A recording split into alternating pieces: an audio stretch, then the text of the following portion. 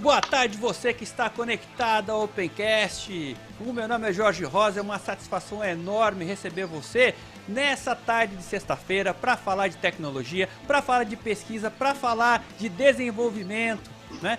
E hoje uma convidada especial, né? Ela é uma pesquisadora, ela é uma doutora, ela é uma psicanalista, né?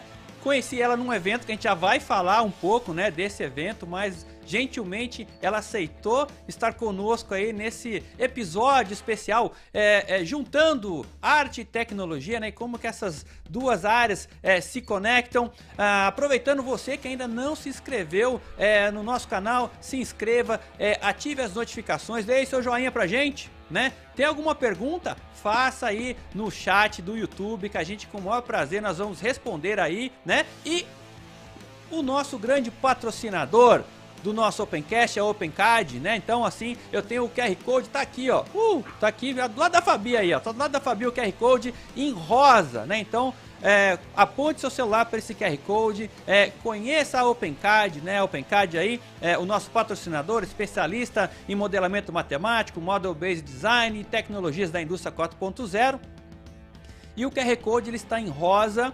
E tem uma razão, não é por causa do Jorge Rosa, né? É porque outubro é outubro rosa, é o mês de conscientização para prevenção do câncer de mama, né? Então você, mulher aí, né? Faça o seu exame de autotoque, faça a mamografia, faça seu ultrassom, né? Não deixe aí que essa doença que quando é detectada no início, assim, as chances de cura são quase que totais. Então aí, passando a palavra agora aí, recebendo ela, que é a nossa convidada de hoje, Fabi Borges. Muito obrigado por você participar aqui conosco e estar aqui participando dessa edição do Opencast. Boa tarde, tudo bem, Fabi? Tudo certo, Jorge. Obrigada pelo convite. Tô achando divertida. Acho que vai ser divertida a nossa conversa. Né, muito legal assim, né? Então, uma coisa que é interessante, eu já queria que você começasse aí falando, né? Eu até anotei aqui, ó. Você é cosmista brasileira. Eu tenho quase certeza que você que está assistindo agora, a grande maioria não sabe o que é uma cosmista. Eu sou um leigo, né? Eu não sei, eu quero perguntar para você, o que é uma cosmista e por que você tem tanto orgulho de ser aí uma cosmista brasileira, Fabi? Eu ia colocar cosmista tropicalista, mas aí botei brasileira. Não, é mais uma brincadeira assim com o cosmismo russo, né? Que é uma grande influência aí no setor da cultura espacial, da filosofia espacial. E, enfim, os cosmistas russos do século XIX por XX super influenciaram o programa espacial é, russo, e eles têm toda uma história com o cosmos, por isso cosmista, e com os humanos, né? Eles pensam, por exemplo, que os humanos, eles vencedores. Eu sempre falo essa história, porque eu adoro. Tem dois inimigos cruciais, que é a gravidade e a morte.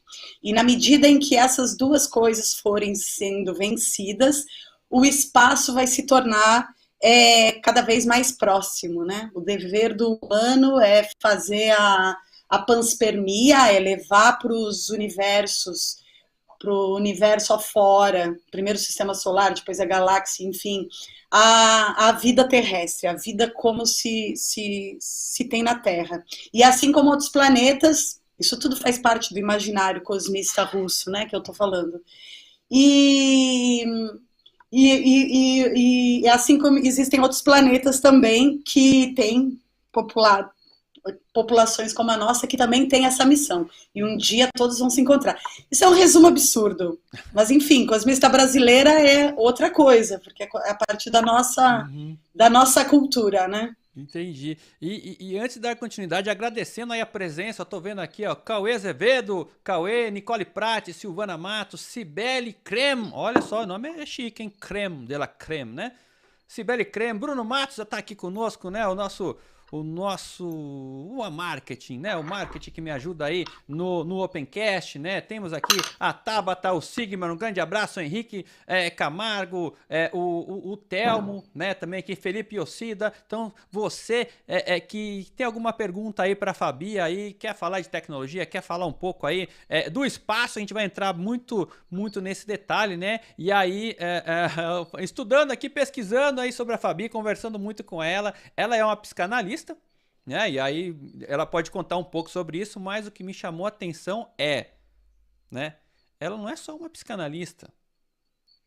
Ela saiu de psicanalista e foi pro espaço. Porque eu conheci ela num evento, numa competição de satélite. Me conta um pouco disso daí, Fabi. Conta um pouco aí pro pessoal, né? Como que uma psicanalista foi parar no espaço?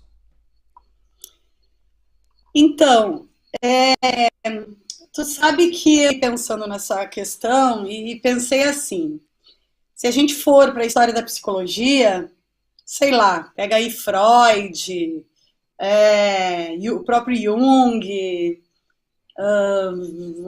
Reich, todos esses caras, eles tinham uma relação muito forte com o contemporâneo, né? Com as coisas que estavam acontecendo, com as tecnologias que estavam acontecendo naquele momento, principalmente o Reich, mas o Freud também, e com todas trazendo antropologia, tecnologia, relações humanas, relações ético-político-antropológica para dentro do contexto da produção de subjetividade, que é o que a psicologia estuda, não é necessariamente o sujeito lá dentro como se fosse um indivíduo à parte de todo o resto, né? Ele é um sujeito que ele faz uma dobra do fora e está sempre incorporando essa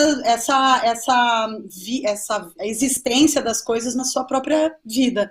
Então, nada mais normal que hoje em dia uma psicanalista ou esquizoanalista, depois a gente fala disso, atue nessa frente da tecnologia, que é uma coisa tão imperativa no nosso cotidiano, na nossa contemporaneidade. E essa queda para o espacial foi vindo aos poucos, porque a arte e tecnologia sempre foi um mote do meu trabalho, desde da graduação, mestrado e doutorado, mas foi se aproximar mais fortemente o espacial no doutorado. E aí, no doutorado, enfim, que eu fui conhecendo um pouco, eu estava em Londres, na Goldsmith, fazendo aquelas bolsas sanduíches, né, estágio doutoral, e fui me aproximando da órbita satelital, comecei a encontrar artistas que desenvolviam satélites, ou que trabalhavam com astronomia e arte, ciências espaciais e arte, e aí eu fui entrando nessa vida, escrevi uma tese de doutorado sobre isso, e por fim, quando voltei para o Brasil, eu fui procurar o INPE para ser um lugar para a continuação da pesquisa, depois de ter feito o pós-doc no Rio de Janeiro, em artes visuais, mas especialmente em arte e tecnologia. Então faz parte aí de um contemporâneo. Quando a gente fala em espaço e tudo que está acontecendo em relação ao espaço, eu acho que eu me atrevo a dizer que como cosmista brasileira, ou seja, apaixonada pelo espaço, pelo cosmos, entro nessa discussão e nesse debate via arte e produção de subjetividade.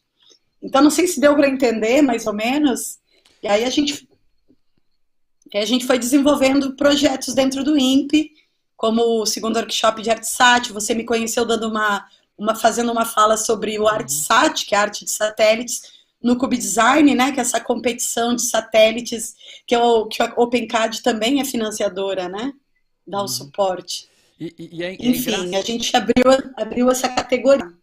E é legal, porque agora eu vou cutucar a Fabi de novo, né? Quando eu falei, não, porque o satélite, ele não precisa só funcionar, ele também tem que ser bonito. Falou, para por aí, João, você não entendeu nada do que eu expliquei. Você lembra disso ou não?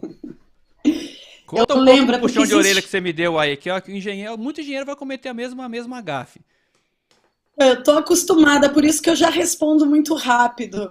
Porque, assim, você falou algo do tipo, não basta ter funcionalidade, tem que ser bonito também, né? E aí eu fiquei pensando, o lugar da arte ele está vendo com esse olhar meio modernista ainda, a ideia do belo, do bom, do sublime, da arte para a beleza. E a gente, quando a arte e tecnologia, ela é muito mais imiscuída, né? Ela é orgânica. O ArtSat, por exemplo, é um satélite mesmo, ele é funcional, ele pode ir para o espaço, ele tem funções que não precisam ser só artísticas, mas ele tem funções artísticas também, que aí cada artista vai pensar. Já teve alguns casos de satélites artísticos que foi para o espaço, ou de projetos artísticos que vão dentro da carga útil de um satélite com outras funções, que eu até prefiro, na verdade, eu prefiro essa carona para não sujar tanto espaço, né? Mas aí o puxão que eu te dei foi nesse sentido, que no INPE também tem vários embates, né? Tem até hoje. O pessoal não entende, ou acha que é brincadeira, ou acha que é teatro, ou acha que é artes visuais, ou o histórico é em subjetividade, eu não posso dar conta de um trabalho dentro da tecnologia. Enfim, então é um embate que muita gente chama de colisão entre arte e tecnologia, ou arte e ciência. E é engraçado que em um determinado momento você falou até de poesia espacial. Eu achei muito louco isso, né, cara? Mas que coisa, né? Então, na verdade, foi toda uma virada de chave, vamos dizer assim, depois da aula, né? Eu falei puxão de orelha, mas foi uma aula, né? Com toda essa a Fabi é muito querida, né? Você não consegue imaginar ela puxando a orelha de alguém, né? Mas, Fabi, agora tem uma pergunta aqui. Nossa, é legal, hein? Essa daqui é do Ítalo. Ele tá perguntando o seguinte, ó. Como tem sido a sua experiência ao levar uma subjetividade para um lugar tão ciências exatas como o INPE? Olha só que doido isso daí, hein? Olha, o Ítalo que está fazendo essa pergunta é incrível. O Ítalo ajudou muito essas coisas acontecerem dentro do INPE. Ele foi uma das portas de entrada para o Cube Design, né? Uma porta de entrada fundamental, junto com o Walter Abraão, Lázaro Camargo. Enfim, eu acho que as conquistas que eu fiz dentro do INPE foram muito relacionadas aos amigos que eu fiz. Um assunto muito estranho, gente que fecharam no início. Eu, junto com a Cristiane Godoy, eu entrava junto com ela, que é da astronomia, nas salas, conversava com o cientista, com o técnico, com a astrônoma, com o pessoal do clima espacial. Então, foram se abrindo portas. Quem abraçou mesmo o nosso projeto lá dentro foi a Engenharia e Tecnologia Espacial. E provavelmente eu estou saindo esse ano. Terminou o meu pós-doc. Conseguimos implementar dentro do INPE um programa de arte e tecnologia, arte e ciências espaciais, ou arte espacial, arte e cultura espacial. E os ArtSats, que é a arte de satélites, como eu estava falando ontem, do Cube Design como categoria. E eu imagino que, assim, vão ter outras pessoas para tocar e que agora, com esse término de pós-doc, eu vou seguir aí a vida para outros lugares, né? Que é uma pena, me deixa muito triste. Eu acho que faz parte desse desencontro entre arte, subjetividade, ciências exatas e tecnologia, né? Que essas colisões, porque assim, chega na hora de pegar o currículo, tu vê, mas subjeita crônica, né? Uhum. Não combina com ciências espaciais. O que é uma perda para ciências espaciais e para eu acho que perda para as duas áreas, né? Quando isso não combina. Porque a transdisciplinaridade é fundamental para a gente conseguir sair desses impasses. Enfim. Mas Fabi, você tocou num ponto muito, muito crítico e muito sensível, né? Hoje em dia, nós não temos mais espaço para viver dentro de silo, dentro do meu mundinho, né? Essa interdisciplinaridade, ela está acontecendo cada vez mais. Hoje as soluções, né, para a humanidade, elas não estão focadas somente na engenharia, na medicina ou em qualquer outra área, né? Existe essa colaboração, essa integração. Eu pego, por exemplo, onde eu trabalho, né? Eu costumo muito fazer a piada de que lá na engenharia lá da OpenCAD, tem na engenharia tem lá cientista de dados, tem mestre, tem doutor, tem físico, né? E tem até engenheiro. Na engenharia tem até engenheiro. Por que eu falo isso? Porque hoje essas soluções para a humanidade, né? Elas exigem essa convergência, né? Essa conexão entre os povos, entre as pessoas, entre as disciplinas, entre os cursos, enfim, né? Entre as pessoas, porque eu vejo que uma coisa que às vezes trava muito o avanço é exatamente briga de ego e eu tô no meu silo, né, cara? Então eu sei tudo da minha área, mas o outro não sabe o que você tá opinando, você não conhece nada de engenharia, você é psicanalista, entendeu? Ou ao contrário também é verdadeiro, né? Então eu acho que o mundo tá mudando, né? Eu acho que as pessoas vão enxergar cada vez mais que todo mundo é igual lá na sua essência, né? E que um tem muito que contribuir com o outro, porque nós somos, né, seres humanos. E o ser humano, ele não nasceu para viver sozinho, né? Ele nasceu para viver junto de outro ser humano, compartilhar com outro ser humano, né? Eu estou filosofando demais, mas ia colocar uma outra filosofada aqui, ó. Nossa, essa foi forte. Alexandre Ribeiro, olha só. Ele escreveu o seguinte: a arte que vai ao espaço talvez seja o nosso legado ao cosmo, de fato, ao melhor estilo Carl Sagan, que eu não conheço, não sei quem que é, mas vou conhecer, né? É a melhor forma de deixarmos nosso legado, e por que não temos o Tupiniquim espacial? É uma filosofada boa aí, né, o Fabio? Desculpa a piada Sim, filosofada, mas é um termo, foi bem legal essa colocação aí. Mas sim, eu acho que o Tupi... Fala, Não, pode desculpa. falar. Não, o Tupiniquim espacial faz parte daquilo que eu estava falando, do cosmismo. Por que que eu botei o brasileiro, né? Porque traz trazer uma singularidade para a tecnologia é fundamental. Ou você só copia, né? Você só copia o que se está se produzindo nos grandes centros, na grande corporação, ou você consegue traduzir localmente culturas em tecnologia. Quando ele falou aí em Tupiniquim espacial, eu acho assim que é absurdamente rica as cosmovisões indígenas, por exemplo. Os mapeamentos celestes, as relações com o céu, de modo geral. E, inclusive, morreu recentemente, algumas semanas atrás, o Germano Bruno Afonso, que é uma pena a gente ter perdido ele, porque ele era um dos grandes protagonistas, apesar de ser Guarani, vou seguir usando a fala da pessoa que perguntou aí, do Tupiniquim espacial, né? Ele conseguiu ir muito longe, ele criou um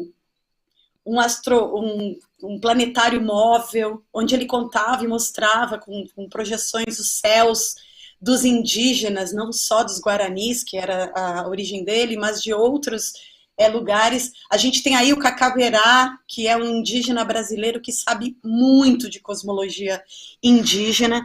Nós temos na América Latina toda uma produção de céu inacreditável, né, dos solstícios, dos equinócios, de toda a relação com construções e arquitetura. Então, quando a gente só passa por cima com a tecnologia, sem olhar para isso, sem trazer isso para perto, eu acho que empobrece todo mundo. E isso faz parte do que tu estava falando, da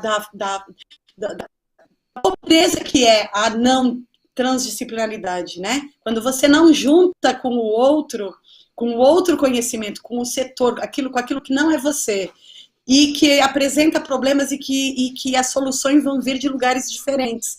Eu tenho muita vontade de pensar em Alcântara como um quilombo espacial, não um quilombo à la Argentina, que traduz quilombo como bagunça, mas os quilombos participando do programa espacial, trazendo os seus conhecimentos ancestrais, as suas histórias de saga, né? A África, Brasil, com todas as suas danças, religiosidades, para o programa espacial. Isso seria, no mínimo, interessantíssimo e nos aproximaria um pouco mais do que eu estava ficando com as mesmas, porque se tem uma coisa que a Rússia conseguiu constituir, é um programa calcado numa filosofia fortemente russa, né?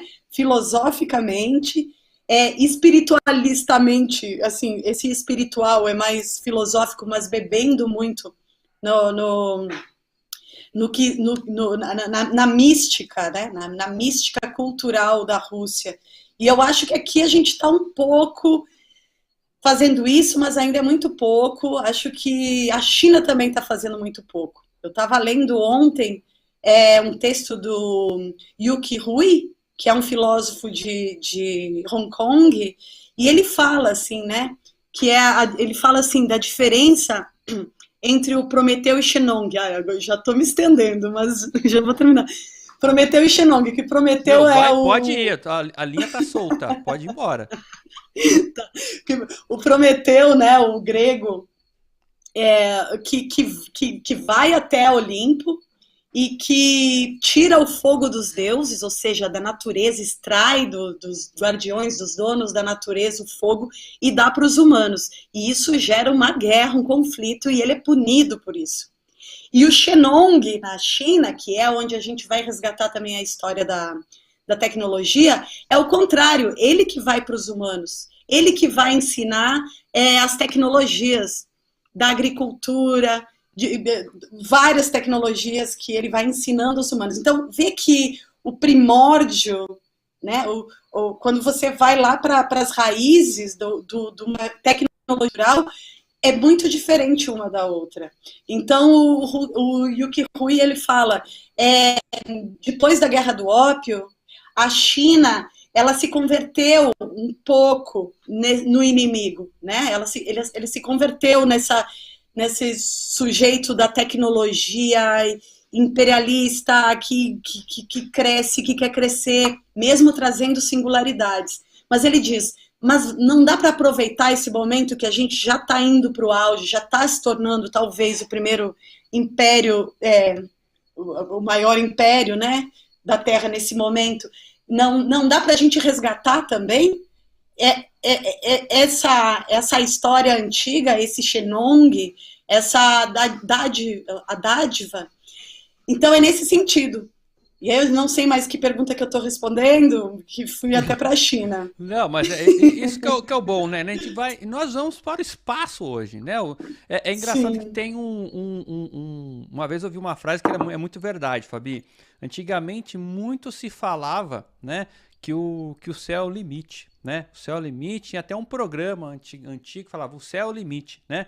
Mas o céu, o homem já furou faz tempo, né? O homem já furou faz tempo. Então, meu filho, não tem limite. Essa é a filosofada aqui. E tem aqui uma mensagem do nosso... A Fabi, só a Fabi que vai entender por um momento. Depois, se alguém quiser saber o porquê, do Arregão. O Arregão, ele deixou uma mensagem aqui, ó. O Arregão, Vinícius Antunes... Ele disse o seguinte, ó, além do assunto sensacional e da maravilhosidade de pessoa que é a Fabi, que cenário top é esse, né? Que eu tava falando pra Fabi aí, ela tá num cenário totalmente roots, totalmente raiz, né? Conta um pouco aí, né, do seu, não do seu cenário, mas do seu, vamos chamar assim, o seu habitat natural, Fabi. Bom, eu estou aqui na cidadela de Els, em Ubatuba, desenvolvida pelo Catalino Los Reis, que construiu a casa muito com esse tipo de arquitetura, né? Pedra e madeira e vidro. E aqui tem vários banhos também. Inclusive no verão, eu estava querendo dar um curso aqui, ou de sonhos, ou de uma imersão de banhos que a gente está pensando em fazer isso. Então, é uma casa incrível, tem esses banhos e é perto de 3 praias, né? Praia do Lázaro,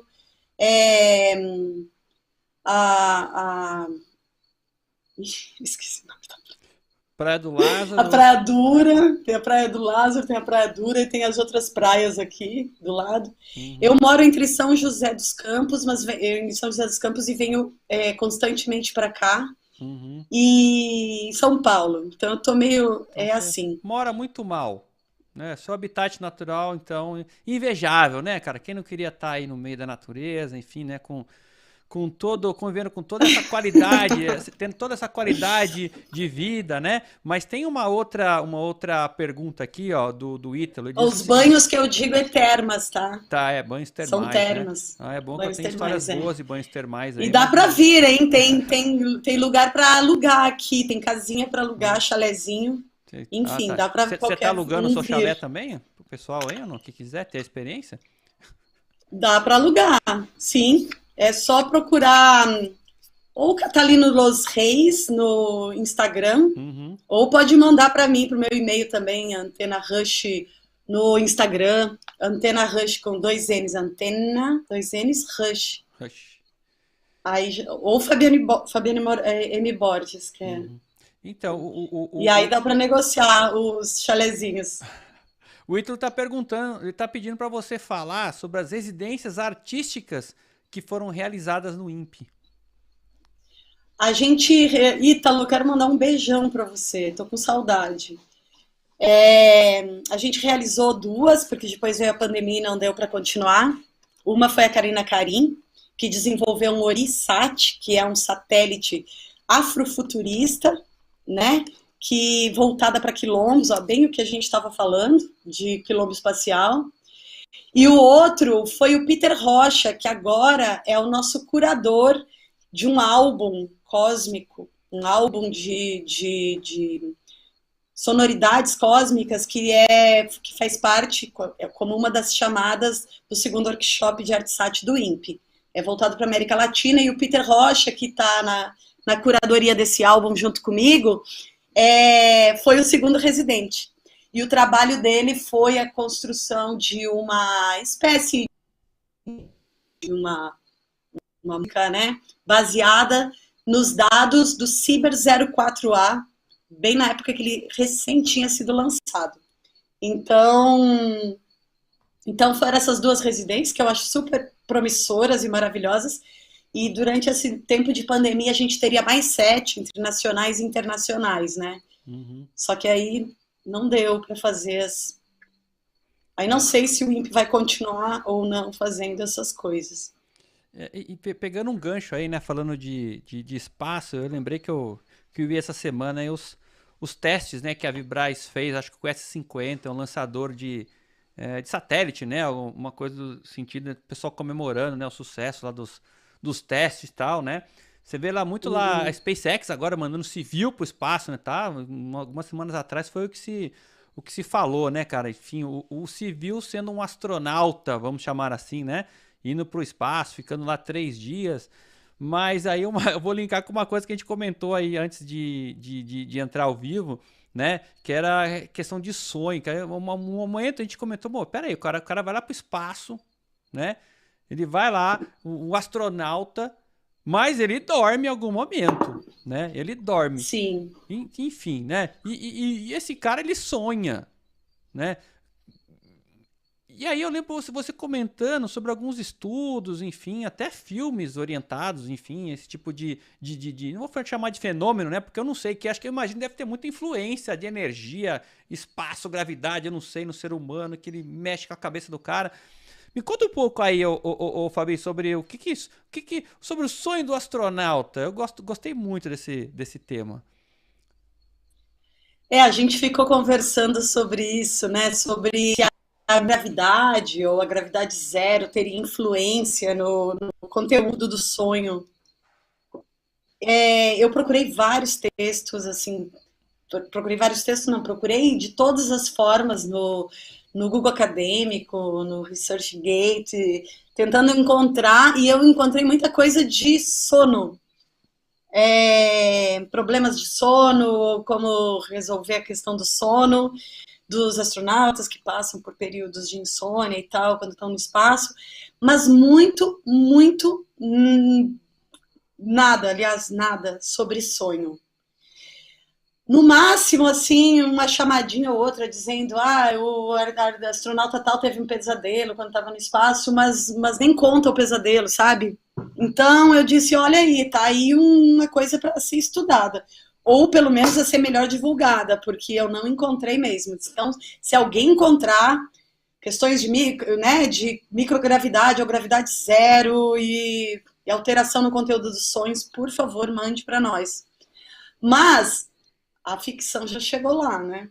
Então a gente falou do Solaris. O Solaris, aquele filme do Tarkovsky, não me lembro se é de 79, tem que averiguar. Que é um planeta meio oceânico que entra dentro do inconsciente dos astronautas e vai dominando esse inconsciente com traumas e repetições e loopings. Eles ficam como se estivessem no universo lisérgico, né? Falando com mortos, com coisas que não estão lá. Aí vai um psicólogo para tentar ajudar, e o psicólogo também é colocado nesse contexto.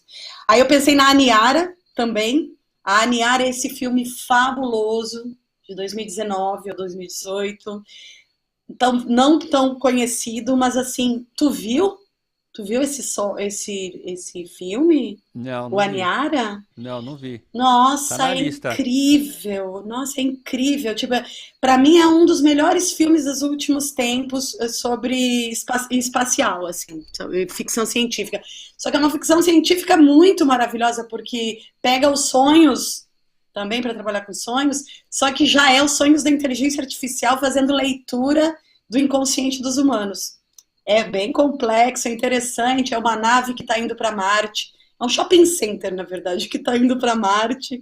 A Terra está sendo destruída, esses caras todos estão felizes que vão para a colônia, que nessa altura já está toda estabelecida. E aí, eu não vou contar todo o filme para não dar spoiler, mas ela bate num lixo eletrônico e acontece uma série de problemas. Então as pessoas começam a ficar desesperadas e começam a procurar essa inteligência artificial, que é uma espécie de ambiente mesmo, Mima, acho que é Mima o nome dela, que é essa inteligência artificial que lê as coisas suaves, os sonhos suaves dos humanos e devolve em forma de imagem. Então todo mundo fica apaziguado. Até o momento em que começa a passar tempo demais e a Mima não consegue mais fazer uma leitura lúdica, onírica, bela dos humanos e começa a dar devolver só a crise, a preocupação, a angústia, até que ela própria estoura. Enfim, o filme é incrível. Vale a pena, também trabalha com sonhos. E, enfim, né? Pensei também no 2001, Odisseia no Espaço, que não é bem sonhos, mas também atua nesse inconsciente. Que lembra quando o monolito entra em contato com o astronauta e ele entra numa viagem, que daqui a um pouco ele se vê velho, daqui a um pouco ele se vê jovem, daqui a um pouco ele está no útero. Tem uma viagem lisérgica mesmo. Então, eu acho que na ficção vai ser mais fácil de nós encontrarmos, apesar de não ter dado tempo de fazer essa pesquisa específica sobre o que sonham os astronautas, mas acho que na ficção a gente vai encontrar mais subsídios, talvez, do que na academia, né? Mas o legal que fala, às vezes você vê os filmes do passado, né? Você falou o filme da década de 70 em que tinha uma inteligência artificial, olha só, né? Quer dizer, esse conceito não é novo, né, cara? Já vem lá desde da década de 70. E é engraçado, eu lembro, quando você fala, eu lembro, o filme que vem na minha cabeça é Elysium, porque o Wagner Moura participou lá, que é com, como é que chama o menino lá? Caramba, o menino lá, O Matt Damon, não? Matt Damon, Matt Damon, né, tal, não sei o quê. Mas o que eu acho engraçado desse filme que o juiz é o robô, né, então é a inteligência artificial julgando os fatos ali, né, enfim, cirurgia sendo feita pelo robô de formas, enfim, né, quer dizer, o ser humano não tendo assim essa atuação e o cara Sim. fazendo uma reconstituição, né, das certas partes do corpo humano. Achei muito louco, né? Mas são coisas que e esse Elise, eu acho que é o quê? De uns 8 anos atrás, não lembro, né? Mas que se a gente, naquela época, viagem total, mas só falo disso hoje, não é mais, né, cara? Não é mais. Isso tudo que a gente vê Sim. aí de inteligência artificial acontecendo, né? Tudo isso que a gente vê, enfim, aí tá presente cada vez mais no nosso dia, ajudando o ser humano a tomar decisão, né? E muita gente fala, pô, mas eu tô com medo, né?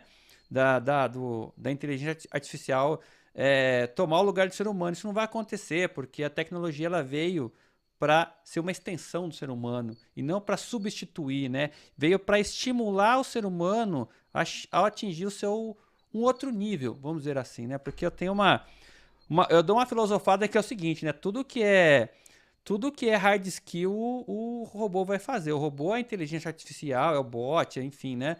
Agora, tudo que é soft skill, só o ser humano consegue fazer. Não vai ter aí que vai conseguir fazer nada disso, né? Inclusive tem até acho que o Ítalo, acho que foi o Ítalo mesmo, mandou mais uma aqui, ó. Ítalo, ele disse, já usei o MATLAB para modelar o cafezinho do dia a dia. O Ítalo, manda pra nós esse case aí, pô. Eu tomo muito café, eu tô muito interessado em saber como que você modelou, né? De repente eu sou um apreciador de café e eu preciso melhorar aí com o algoritmo. MATLAB, para quem não sabe, é a ferramenta mais clássica e moderna aí de modelamento matemático aí, onde a OpenCAD é distribuidora exclusiva aqui no Brasil, fazendo um merchan aí da OpenCAD, né? Mas, Fabi, agora, já que a gente falou de sonho e tal, né? Tem um outro assunto que acho que se deixar a gente fala aí muito tempo, e eu gosto muito, né? E tem tudo a ver com tecnologia, futuro, tal, não sei o quê, e costumes, quebra de paradigmas, que é China, né? Você China. teve a oportunidade de ir para a China. Eu quero saber, antes de começar a fazer pergunta, o que você foi fazer lá, mulher? Eu fui 2 vezes para a China. A primeira eu estava morando em Londres, e aí eu fui representando, fui como representante cultural da América Latina. Não que a América Latina saiba disso. Pô, mas isso é profundo, hein? Eu fui por uma ONG inglesa, e aí eu fui representando a América Latina. Isso aí foi em 2011. E a segunda vez eu fui em 2016 ou 2017, que eu fui dar palestra num encontro sobre arte e futuro, no Museu de Arte Contemporânea de Pequim. E nas 2 vezes eu tive experiências muito diferentes, né? Porque na primeira eu fui recebida com honras de Estado, fui recebida com praticamente uma limusine. Eu fiquei num hotel, até hoje eu não lembro o nome do hotel, tenho que pesquisar isso. Mas eu fiquei muito impressionada porque olha, as termas de novo, vocês veem que eu gosto de termas. Mas não fui eu que escolhi nesse caso. Era um hotel gigante que tinha termas e que dava para andar de barco embaixo do hotel, e aí a gente andava de barco e aí ia parando e as mulheres, é como um spa, aí elas iam botando coisa no nosso rosto se a gente quisesse, né? E aí tu andava mais um pouquinho de barquinho, aí as outras passavam um negócio no seu corpo. Inacreditável, tipo, classe A. E as reuniões eram feitas em prédios de cento e tantos andares, sei lá. Eu lembro de uma das reuniões que eu fiz, que era no 87º. A gente via as nuvens e os pássaros de cima. Era muito impressionante. E aí no meu lado estava ministro da tecnologia, ministro da. Foi muito impressionante. Eu nem dei conta direito de continuar com esse projeto. Acabou essa história no Great Wall, fui para as muralhas da China. E quando eu voltei, eu não quero também ser extensa, e quando eu voltei em 2016 para fazer essa palestra, esse encontro de arte e futuro, que era o nome, eu acabei ficando mais uns 40 dias lá, né? Porque era para passar só 3 dias, e para a China para passar 3 dias não adianta. Aí eu fiquei uns 40 dias e acabei ficando dentro de um lab de mulheres, jovens mulheres, programadoras, makers, feministas, e foi uma outra experiência de China, né? Com elas eu entendi toda essa coisa da África entrando para a China pelo sul, como é que estava sendo a miscigenação e as questões culturais entre África e China, no sul da China. Entendi muita coisa das relações políticas de uma forma mais realista, mais terrena, né? Porque na primeira vez eu fiquei como vivendo como nas nuvens mesmo, né? Eu só ficava nos carros maravilhosos, num hotel que não tem janela. Esse hotel não tinha janela, era todo fechado. E a gente falou da comunicação, né? Não sei se tu E quer falar aí, disso. e aí, então, mas a comunicação, sabe que comunicação é a base de tudo, né? Como é que foi para se comunicar com os chineses aí? A coisa é fácil, né? O idioma é fácil, você sai na rua, você entende tudo, né? Aqueles desenhinhos, né? Todo chinês da China fala inglês, é comum, né? Coisa mais fácil que tem encontrar um chinês É, falando inglês lá. Conta um pouco como é que foi. E aí, aproveitando o gancho, conta alguma gafe aí, se teve alguma gafe de comunicação, né, na China. na primeira vez, quando foi digamos assim, a galera de estado, foi um pouco mais difícil, porque tinha tradutores, então, então tudo era mediado por tradutores, era engraçado que a gente falava uma coisa pequena, assim, eles traduziam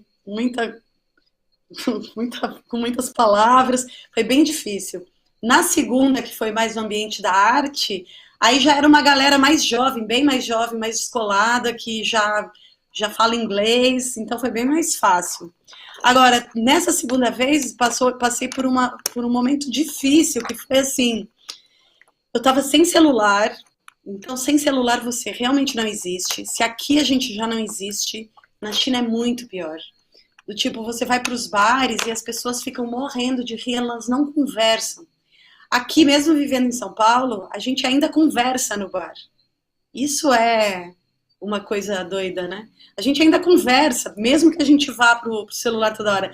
Lá foi um choque, porque elas ficavam sentadas no bar, tomando uma cerveja e conversando pelo WeChat. WeChat é o nome, né? É o chat, é Eu isso e aí mesmo. chat, é.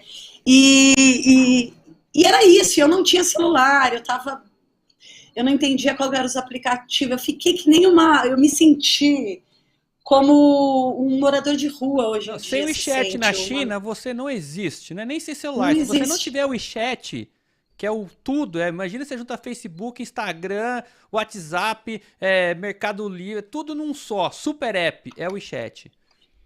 Então chegou uma hora que essa curadora aí foi fazer uma jantinha na casa dela e eu estava convidada. Gente, para eu chegar na casa, eu perguntava para todo mundo. A princípio eu tinha visto no mapa, estava tudo certinho. Foi a pior coisa que eu fiz, foi ir para Pequim Celular. sem celular. Aí lógico que eu comprei um lá, logo em seguida eu já me arranjei, mas nesses 3 primeiros dias foi um choque, assim. Eu fiquei perdida horas, eu não conseguia chegar na casa, eu perguntava para as pessoas na rua onde que eu estava, ninguém sabia dizer, eu não conseguia nem procurar. Enfim, foi chocante. Agora, eu adorei a China, né? Eu adorei a comida, eu adorei as pessoas, eu adorei. Eu quero muito voltar. Eu espero que eu tenha uma terceira chance Mas, ô, Fabi, eu vou de te dar uma voltar para a dica. China. Eu vou te dar uma dica de comunicação, então, né? Você tem que ser amigo de vendedor, né? Eu sou vendedor, né? Você tem que ser amigo de vendedor. Por que que eu falo isso, né? Um dos quesitos ou pré-requisitos do vendedor na China é ser bom de manguaça. O cara tem que ser forte para tomar, porque os negócios eles são fechados no jantar depois de muita cana. E a cana a cana que eu falo é cachaça, né? E a cachaça do chinês chama Baijiu, né? Então é Baijiu Uhum. e Tintin é Ganbei, né? Então eu tomei muito Baijiu, muito Ganbei lá, né, cara? Porque eu sou eu vou falar que eu sou da Manguaça, mas eu adoro tomar pinga, né? E é legal porque é muito engraçado isso, porque lá na roda que eu tava só tinha vendedor, né? Então, meu, todo mundo conversando, Sim, celular não existia, ninguém pegou no celular. Agora, se eu olhava em volta, o pessoal todo lá todo no. mundo. Todo mundo lá, enfim, né? E eu tava só com chinês, tá, cara? Comigo só tinha chinês lá. Mas o vendedor, ele tende a ser universal, né, cara? O vendedor, se ele não falar, ele morre, né? Ele acha que não tá Sim. nós somos. Sabe que tem para vacinar vendedor, tem uma agulha especial, né? Lá enfim, lá no posto de saúde, ele chama agulha de vitrola, que é para vacinar o vendedor, né? Mas é engraçado porque a comunicação, né, na China, e quando você começa a entender comportamento e esse tipo de coisa, você começa a não se, ou melhor, a não se surpreender com algumas atitudes. Eu lembro que eu fui pegar um táxi pro aeroporto e o cara ia me cobrar o como é que chama? Pedágio, né? E lá tudo você paga com Pix, né, cara? Não tem cartão, não tem nada. E eu lembro quando eu fui pagar o carro, eu fui pagar a corrida. Né? E eu tinha que pagar, porque aqui a gente tá acostumado, meu, tá tudo incluso, eu vou pagar quanto que der lá no taxímetro, né? E aí ele falou, não, Uhum. tá errado, você tem que me pagar o pedágio, né? Mas só que falou em chinês. Só que ele começou a falar, tipo, me xingando, assim, sabe? Xingando, botando o dedo na cara, não sei o que, não sei o que, não sei o que. Eu falei, meu, você tá maluco, rapaz? Peguei meu tradutor lá que eu comprei, né, cara? Traduz o que esse chinês mal educado tá falando. Ah, você tem que pagar o pedágio. E eu falei, pô, esse cara é agressivo. Quase que eu parti pra cima do chinês. Falei, eu não vou partir aqui, porque aqui na China eu posso me ferrar de verdade, né? Aham. Aqui não tem conversinha não, né? Deixei quieto. Depois que eu fui entender, é o jeito do chinês falar. Ele tipo... Se você não tá preparado psicologicamente, você briga com o cara, né? Porque é costume, é coisa do chinês falar ser mais, não vou falar agressivo, mas ser mais enfático, assim, né? Então, coisas que é comunicação. E eu lembro que eu fui comprar, eu queria comprar um enxágue bucal, né? Então, aí lá não tinha lá os Carrefour da vida perto, né? E eu fui numa farmácia, mas a farmácia lá em Pequim ainda que o pessoal aí que não fala inglês mesmo, né? Porque você vai É. para Xangai, que é uma cidade mais ocidental, o pessoal de 30 para baixo fala inglês tranquilo, então você chega no jovem, todo jovem fala, mas você vai lá para cidade mais conservadora, tipo Pequim, é muito comum as pessoas não falarem inglês, né? E eu lembro que eu cheguei lá na farmácia, né? E primeiro que parecia um boticário, não aquela loja de perfume, né? Mas aquela loja de boticário de antigo, né? Que é cheio de poção, aquelas ervas, né? Aquelas coisas todas numa farmácia, tudo em chinês assim. Olhei pra cara do senhor que tava lá dentro, parecia lá o mestre Miyagi do Karate Kid, né? A primeira versão. Falei, meu Deus do céu, como é que eu vou comprar? Eu precisava comprar, né, cara? Porque já tava me incomodando, que eu tava sem o enxágue bucal. Falei, eu sou bom de mímica. O que eu fiz? Cheguei lá pro tiozinho, fiz assim, ó. Hum. Ah, bom. Aí ele pegou lá a caixinha, tava lá Universal. mouthwash, né? E me deu. Mas a mímica salva, pelo menos mímica o chinês entende, né, Fabi? Sim, é. Bom, agora eu estou fazendo aí estou vendo muita live sobre a China, estou muito interessada no projeto espacial da China, né? Esses dias eu dei uma palestra lá na UERJ, online, né? Sobre a corrida espacial e os pontos de Lagrange. E colocando a China como uma das figuras que já está bem posicionada, né? A gente falou um pouquinho de rota espacial antes. A China já tem um projeto de rota da seda espacial, principalmente para essas áreas aí dos pontos de Lagrange, que, né, essas 5 áreas na frente da Lua, duas na frente L3, L4, L1, L5, né? E que são lugares de gravidade praticamente assim, que se equivale à força gravitacional entre Lua e Terra. E eu fiquei muito impressionada com essa história da recuperação, da Rota da Seda, de todos esses projetos que eles têm feito. É um pouco preocupante em relação à ecologia, ao mesmo tempo que eu confio que a China vai desenvolver, vai se voltar para o universo verde com muita força, né? Para a ecologia com muita força nos próximos anos, já tem dado algumas demonstrações disso, mas eu tenho a impressão que ele vai usar essa força tecnológica assim para reflorestar não só a China, como a África, como enfim, por enquanto aqui eles estão acabando um pouco com as nossas florestas, né? Não é só eles, no Brasil tem Uhum. muita culpa nisso, mas o que me preocupa nessa ascensão do Império Chinês é o nosso lugar de mantenedores, é, alimentício, né, de produtos alimentícios, que as monoculturas e agricultura, né, e gado e tal, prevaleça em relação ao mundo ecológico, ao mundo verde. Isso realmente é preocupante. Eu acho que a gente tem que pensar nisso com uma radicalidade de que, de novo, voltar para aquele mesmo assunto da singularidade e tecnologia. sabe? Uhum. Se o Brasil é importante na área da alimentação dos outros povos, que seja top num sentido de ficar renovando, inventando, seja com florestas de agroflorestas, seja de recuperação de solo, recuperação de nascentes, recuperação de rios, fazer dessa tecnologia campeira, digamos assim, uma tecnologia de ponta. Isso é o que eu imagino que deve ser feito, não importa quem que entre na presidência, esses caras têm que aprender a ver, porque está tudo muito difícil, né? Se é ecologia é de esquerda, se é industrial é de direita. Ou seja, a gente está num mato sem cachorro, a gente está entre uma discussão que não é complexa, que diminui muito a potência do pensamento tecnológico, ou da singularidade tecnológica.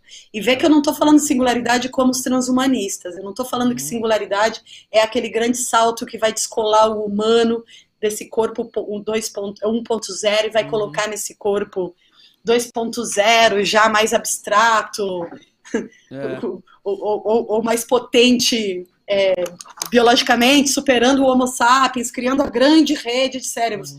Eu acho que isso vai acabar acontecendo, mas eu estou falando de uma singularidade tecnológica localista, né? Que venha a partir da experiência. Quem tem que mandar no mundo verde e dizer o que tem que fazer e que manejos que tem que ser feitos é quem tem esse mundo verde para fazer. A Europa não tem mais esse mundo verde, né? Vai em florestas na Inglaterra, é toda de pobre, não tem riqueza. Então, eu acho que os países que têm desculpa, já estou me passando no tempo de novo, mas enfim. Olha a janela ali, ó. Tá dando para ver? Chato, né? Muito pouco verde. Você tá privada do verde. E, Fabi, deixa eu falar uma coisa aqui, né? Você tava falando da China, enfim, da China, de repente, virar o jogo e ser verde e tal. Antes eu tenho um comentário sobre isso. Você ainda que não se inscreveu no canal, no nosso canal no Opencast, por favor, se inscreva, ative as notificações, dê o seu joinha aí pra gente, faça suas perguntas aqui, acessem o QR Code da Opencard, nosso patrocinador master da live, né? Opencard, ela é especialista em modelamento matemático, model-based design, em tecnologias da indústria 4.0, então Opencard, aí acesse o site da Opencard, o QR Code está em rosa porque nós estamos aí no Outubro Rosa, então você, mulher, né, tenha consciência, faça o autoexame, a mamografia ou ultrassom, né, se cuide, né, que isso é muito importante. E eu fiz um comentário sobre o chinês ficar falando assim, né, tem uma pessoa aqui que sofre na pele, o Douglas está falando o seguinte, Douglas Oliveira, todo oriental quando fala parece que quer brigar, né, e o Douglas, ele acho que vive isso na pele porque ele é casado com uma oriental, deve ter propriedade para falar isso, deve saber, né, que tá falando, além de a mulher mandar em casa, né, cara, ainda é oriental, acho que, né, é bem verdade. Mas você estava falando da China, né, e uma impressão que eu tive é o seguinte, se tem que fazer, o chinês faz. Ele não quer saber se vai ser com a ecologia, não quer, nananã. Então tem que passar uma estrada aqui, ele passa uma estrada. Tem que fazer o viaduto, passa o viaduto. E lá, como as propriedades, né, a moradia é do governo, você tá lá numa puta casa. Amanhã o governo decide que vai passar uma rodovia ali, olha, você tem 60 dias, eu vou colocar você numa casa igual, viu? Boa também, um lugar bom, mas o progresso tem que acontecer. Mas, em contrapartida, ele vem consertando. Então, eu falo como exemplo, pega lá o Pequim, na época quando começou a industrialização, aquela coisa toda, até nas Olimpíadas, muito se falava, olha, se o céu nublado de Pequim, não sei o quê, nananana, vai lá hoje. Tá muito melhor, porque aí é exatamente isso que você falou, eles estão, quer dizer, vão pra industrialização, pro avanço, não sei o quê, mas depois vem consertando, né, criando coisas sustentáveis, né, e tem verde pra caramba lá na China, né, Fabi? Sim, eu não tive a oportunidade de conhecer a China inteira que nem você, né? Você viajou muito pela China. Por isso que eu quero voltar lá, para poder conhecer mais profundamente. Mas eu estudo bastante sobre a China, me interessa muito essa lógica deles, né? Essa lógica de operar a longo prazo, a ter projetos em longo prazo, a, a, a criarem uma relação não conflituosa, pode não ser a mais harmoniosa do mundo no sentido de dar total liberdade para o outro, né, autonomia e tal. Eu sei que tem vários países que têm problemas diplomáticos e tal com a China ali em volta, mas ao mesmo tempo existe um programa que não é o explorar todo mundo e ficar rico sozinho, né? Esses programas que eu tenho pesquisado, estudado, e acho que a China aponta aí uma mudança. A gente está assistindo isso, né? Essa mudança de império. Uhum.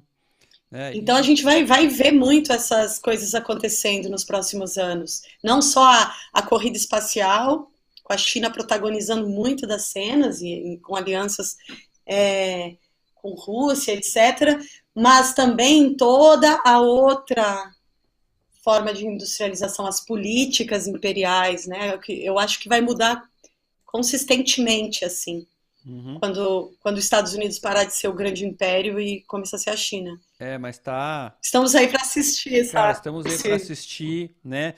É engraçado Sim. porque você ouve muito falar de tecnologia, Estados Unidos, Vale do Silício. A China tem meia dúzia, né? E a gente não sabe, né? Então a forma como ela se organizou logisticamente, né? Criando os Isso que é clusters impressionante. industriais, isso é impressionante. A logística funciona um negócio muito louco, assim, se eu não me engano, qualquer coisa que você pede lá, principalmente comida, nunca vai chegar em mais que 30 minutos, né? Então tem muito. Lá a motoca não tem uma motoca combustão, né? Que eu ia tudo motoquinha elétrica lá, né? Você vê um monte de chinesinho cruzando tudo, mas é muito louco a Eu arranjei uma capilaridade. amiga. Hã? Quando eu estava lá, eu arranjei uma amiga que tinha uma motoquinha A dessas. motoquinha. Gente, a gente se divertiu. É. E eu, Se Fabi, divertiu por Pequim com aquela fala. motoquinha. Não, a gente está se encaminhando aí Fala, para o desculpa. final, mas eu queria aproveitar o gancho aqui com uma última pergunta e você já emenda aí nas suas considerações finais, né? Que é uma coisa muito legal aqui que o Ítalo, né? Ele está perguntando aqui, Fabi, sempre te ouço e fico maravilhado, né? Mas em relação à arte e tecnologia, mais espaço aqui no Brasil, o quanto já avançamos, né? E o que você gostaria de ver no médio e longo prazo? Essa é a última pergunta para você, Fabi. O que você almeja aí, né? Como você vê essa junção da arte, tecnologia e o espaço aí no médio e longo prazo no Brasil? Eu acho que, sobretudo, a arte é lugar privilegiado de pensar, de constatar, de experimentar. Então, o que eu gostaria é que tivesse mais espaços no Brasil, porque eu acho que é mais fácil a gente atingir essa singularidade que a gente estava falando, abrindo processos criativos, mas também de pesquisa, não só criativos. Ontem eu estava falando isso para a Márcia Alvarenga, que a gente viu um link que fazia uma chamada aberta, mas uma chamada aberta assim, sem muito compromisso com o desenvolvimento da arte em si, né? Era mais uma coisa assim, mandem para, não vou falar o que é, mas mandem para nós, mandem, todo mundo manda, mas não oferece espaço de pesquisa. E a minha insistência no INPE, e eu não sei se quando eu sair isso vai continuar, espero que sim, é que tenha um espaço de pesquisa, onde artistas e cientistas, mais outros interessados, né, outras pessoas interessadas, consigam realmente problemas, como o ArtSat é um problema, né, e produzir soluções adequadas, com essa visão um pouco mais aberta, um pouco mais transdisciplinar, e que tenha também uma discussão estética na profundidade do que o estético significa, que não é só o belo, né? Não é o bonito. Como eu falei para ti quando eu puxei tua orelha, eu falei, acho que desde o século XVIII o belo e a arte, e o belo e o bonito e o bom foram separados, né? As vanguardas do século XX artísticas, elas não têm nada a ver com o belo. Elas têm a ver com profundas análises estéticas do mundo, do contemporâneo deles. E eu acho que a gente tem que aproveitar essa arte ciência, arte e tecnologia, para conseguir criar esses lugares de criatividade, de criação, de produção de novas coisas, com questões éticas, estéticas, ecológicas, industriais, tecnológicas, científicas, enfim, eu acredito muito no especialismo, mas eu acredito também nesses momentos de complexificação. Então, é isso. Por isso, pobre, se a gente vê o pessoal só da engenharia conversando sobre satélite, você vai ver que é um discurso importante, é um discurso adequado ao programa, ao projeto, tem os interesses e buscam suas soluções, mas empobrece quando não consegue ver para além disso. Então, as soluções também se empobrecem, né? E isso serve para a agricultura, isso serve para a indústria da carne, para a indústria das plantas, para a indústria dos cosméticos, do remédio, da medicina. É nesse ponto. Então, não acho que a arte seja a solução. Eu acho que a arte é um lugar adequado, importante, para conseguir pensar, né? Constituir um lugar de elaboração. Fabi, é isso que eu quero, Ítalo. Para fechar só isso. Agora. Ó, é só isso. Só isso. Só isso. Ô, Fabi, para fechar agora, né, eu quero que você em 3 minutos aí conte um pouco dos projetos, né, as competições, né, que você está suportando, que você está engajada, né? Fala um pouquinho aí desse trabalho que você está fazendo no INPE, em outras instituições também, e como, se alguém tiver interesse, como que faz para participar. Olha só, a gente está com 2 editais abertos dentro do workshop de ArtSat do INPE, do segundo workshop de ArtSat do INPE. Eu já falei antes e eu vou endossar aqui porque é muito importante. É um álbum de sonoridades cósmicas. O que é isso? É você pegar sons espaciais que você pode arranjar em site da NASA, ou a site da ESO, ou locais que você consiga ter acesso a dados de satélite, que pode ser inclusive brasileiro, como eu falei antes, o Peter Rocha fez com os dados do Ciber 04A, ou em site da China. Você vai pegar um programa de sonificação espacial e vai criar uma música em cima disso. É isso que a gente vai estar aceitando. Não precisa ser só música eletrônica, mas como sons eletrônicos espaciais, geralmente cai para esse lado. Pode ser sons eletrônicos ou nos surpreenda. Muito legal, manda pra gente de 3 a 7 minutos. A pegada é exatamente tentar criar um dos primeiros álbuns de sonoridade cósmica da América Latina, pelo menos com representantes de vários países da América Latina. Então isso não se estende só para o Brasil. A segunda coisa, e o Peter Rocha é o co-curador, junto comigo, eu sou co-curadora dele também, que a gente vai para o site do INPE, procura aí segundo workshop de ArtSat, aí vai ter ali chamadas, né? Vai ter seleção de curtas de ficção científica e seleção para álbuns sonoridades cósmicas. Então, vai num dos dois. Os curtas é a mesma coisa. A gente quer produzir uma pequena amostra de curtas de sci-fi, de ficção científica, com a seguinte pergunta: o que teria para contribuir a América Latina para a nova corrida espacial? Ou seja, se a gente pensar nas singularidades, olha como eu estou usando essa palavra hoje, nessas singularidades que a América Latina apresenta, seja o tupiniquim espacial, seja o caribenho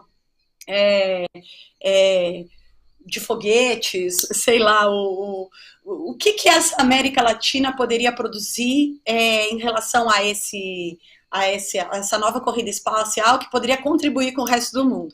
Então, isso aí não quer dizer que você vai ter que fazer um filme da América Latina inteira, pode ser um filme muito pequeno, uma animaçãozinha, um documentário, uma coisa criativa, com a sua visão sobre um pequeno grupo produzindo essa diferença. Ano passado a gente fez isso pela OBSAT e ganhou que o Ítalo também me ajudou lá, junto com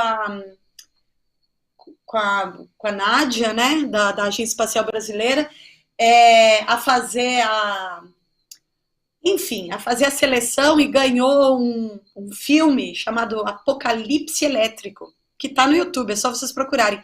O filme é incrível, ele foi feito para esse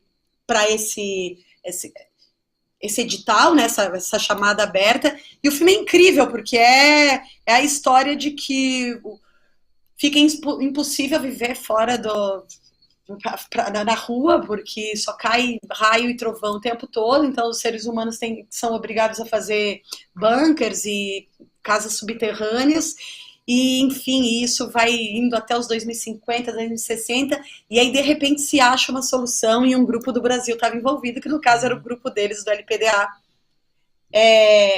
de Belém do Pará. Então, o filme é muito legal.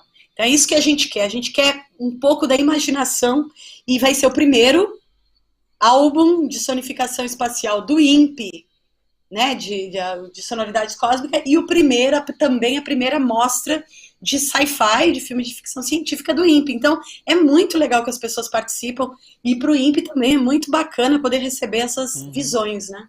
Muito legal. Falei mais de 3 minutos? Não, e você sabe que aqui é igual ao Oscar, né? Quando a musiquinha no Oscar, é que o cara tá chegando no final, né? Uma fala. Só quero lembrar que eu sou psicanalista, me procura que eu trato seus traumas.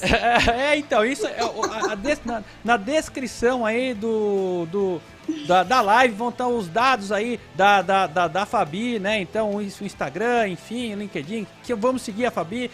Psicanalista, né? Além de cientista, pesquisadora, né? Muito legal falar com você. Pegando aí um comentário interessante para fechar aí, o Jorge Landman disse o seguinte, ó: tecnologia e arte sempre andaram juntas, novos materiais ajudaram muito o desenvolvimento da arte, do vidro egípcio aos plásticos modernos, presente na arte contemporânea, né? Com essa frase filosófica aí. E vice-versa, né? Vice-versa, né? Estamos aí encerrando o nosso Opencast de hoje aí, né? Com a presença da Fabi Borges aí, né? Jorge, obrigada.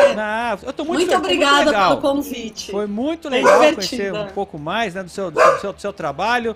Espero encontrar você em outros eventos, em outros episódios do Opencast, porque tem assunto, né? Acho que se a gente for aqui, vai embora, a gente vai falando, enfim. E você que ficou conosco até agora aí, o meu muito obrigado. Você que ainda não se inscreveu no nosso canal, se inscreva, ative as notificações, indique para os seus amigos, daí seu joinha, né? Acesse aí o QR Code, visite o site do nosso patrocinador, a OpenCAD, que é especialista em tecnologias da indústria 4.0, Model-Based Design, modelamento matemático, e é representante exclusiva da Metrworks aqui no Brasil. E então, com isso, tchau, Fabi, um bom final de semana pra você, Fabi, pra vocês que estão nos assistindo, e até o próximo episódio aí do Opencast. Até lá, um grande abraço, tchau! Tchau!